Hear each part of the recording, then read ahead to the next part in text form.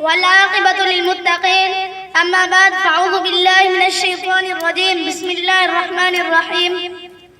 ولا تقولوا لمن يقتل في سبيل الله أموات بل أحياء ولكن لا تشعرون.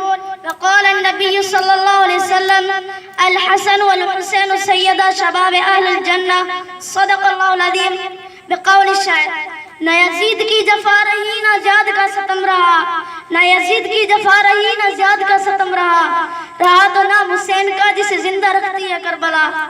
میرے دوستوں اور بھائیوں، آج کی اس محفل میں میری تقریر کا عنوان ہے شہادت حسین رضی اللہ تعالیٰ. میرے دوستوں اور بھائیوں، آپ صلی اللہ علیہ وسلم جب نماز پڑھ رہے تھے تو ادھر حضرت حسین رضی اللہ تعالیٰ عنہ آپ کے ساتھ بیٹھے ہوئے تھے. تو جب آپ صلی اللہ علیہ وسلم سجدے میں گئے تو حضرت حسین رضی اللہ عنہ آپ کی پیٹھ پر چڑھ گئے. تو حضرت حسین آپ صلی اللہ علیہ وسلم سجدے کو لمبا کرتے ہیں، تو جب وہ اٹھتے ہیں تو حضور صلی اللہ علیہ وسلم تب تک نہیں اٹھتے تب تک وہ نہیں اٹھتے. تو حضور صلی اللہ علیہ وسلم کہتے ہیں کہ کہیں اس کو چوٹ نہیں لگ جائے.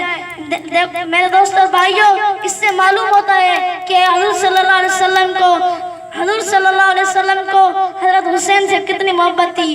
اور یہ بھی فرمایا کہ حسین منی و انا من حسین، حسین مجھ سے اور میں حسین سے ہوں.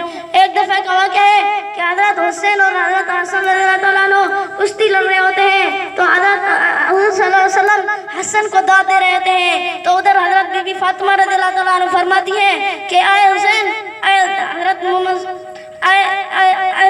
صلی اللہ علیہ وسلم، حسن تو بڑے ہیں حسین چھوٹے ہیں، تو آپ حسن کو داد دے رہے ہیں.